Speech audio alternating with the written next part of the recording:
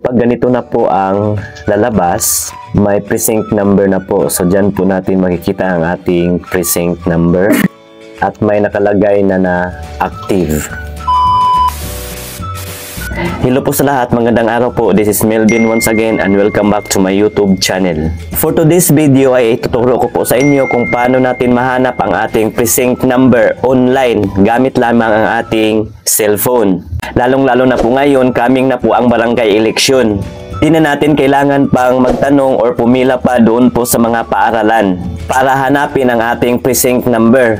Dahil dito na mismo natin makikita sa ating cellphone. Sundan nyo lang po at tapusin ang video ito dahil step by step ko pong ituturo sa inyo. Kaya bago ko po sisimulan, sa mga di pa nakasubscribe sa aking channel, pakiclick na lang po ng subscribe button na nasa baba at pakihit na yung bell para updated po kayo sa aking mga tutorial videos na i-upload. Maraming salamat po. So, let's start! Ito, panoorin nyo.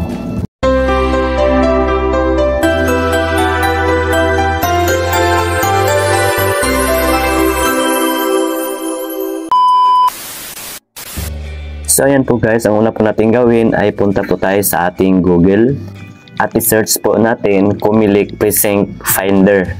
So pindutin na lang natin itong Comelec Precinct number na lumabas. And then i-click po natin itong Precinct Finder version 1.0.10.1 Commission on Elections.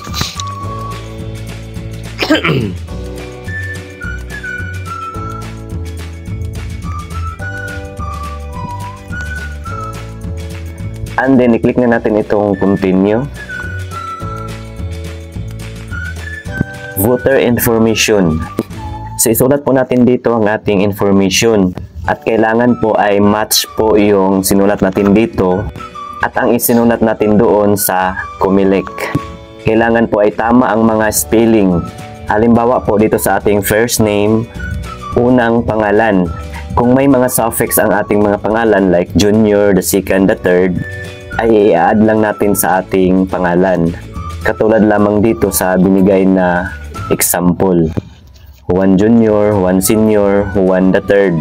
At kung may mga Maria ang inyong mga pangalan, pwede nating i-try itong Maria. Pwedeng ME period or pwedeng ME lang po. At dito naman po sa middle name, ang ating gitnang pangalan, kung wala po daw tayong middle name, ay underscore na lang po or dot na lang po ang ilagay. At dito naman po sa last name, ito po ang ating apelyido. At kapag may mga letter N ang ating pangalan, ang ating middle name at ang ating apelyido, tulad po ng mga Santo Niño, ay pindutin lamang natin itong may N na nakalagay dito sa gilid. Tulad po nito guys, ayan. At dito naman sa ating date of birth, pindutin na natin itong box para makapili po tayo ng taon, buwan, at pitsa ng ating kapanganakan. Kailangan po ay match po yung date of birth na ating ilagay dito sa nakasulat doon po sa Comelec. I-click lang natin itong may arrow para makapili po tayo ng taon. And then i-click natin ito para makapili din po tayo ng buwan.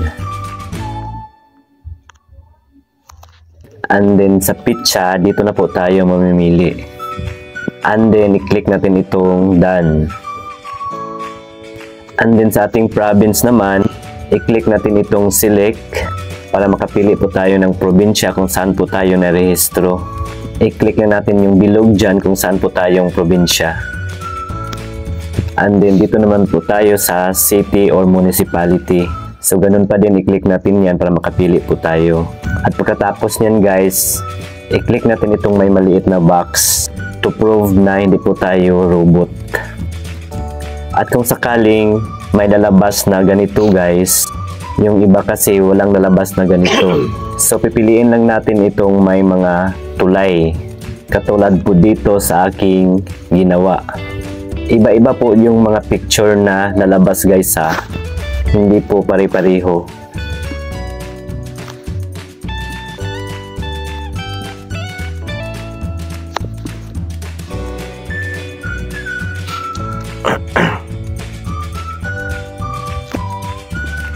Pagkatapos niyan, i-click natin itong verify. So ayan po, naka-check na po ang I'm not a robot. And then pagkatapos niyan, i-click natin itong search. Are you sure you want to proceed with the information you have entered? If there are corrections that have to be made, you may still edit your information. So kung sa palagay natin guys, may nakaligdaan pa po tayo, i-click na natin itong edit. Pero kung sure na po tayo sa ating nilagay, i-click na natin itong proceed.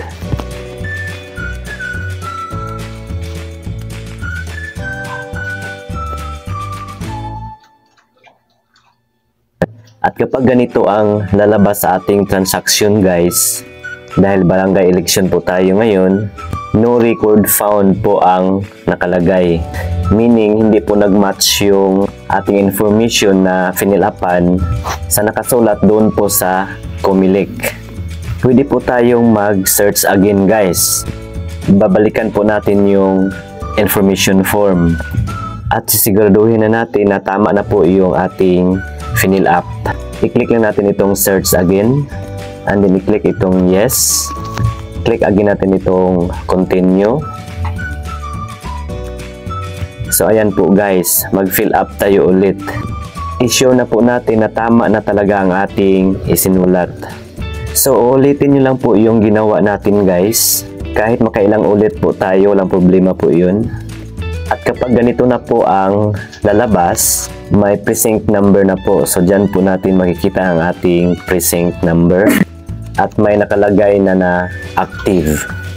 So ganun lang po kadali guys. Salamat sa pagsubaybay. May pahabol po ako guys. Para di na po kayo mahirapan pag mag-search, may link akong nilagay dyan po sa description area. Pakiclick na lang po at didiretso na po kayo sa voters information form. So yun lang po. Salamat. At sana may natutunan po kayo guys. Paki-like na lang po sa video ito kung nagustuhan nyo at paki-share na lang po sa iba para may idea din po sila. At para sa karagdagang mga katanungan, isulat na po inyong mga tanong dyan po sa comment section sa baba.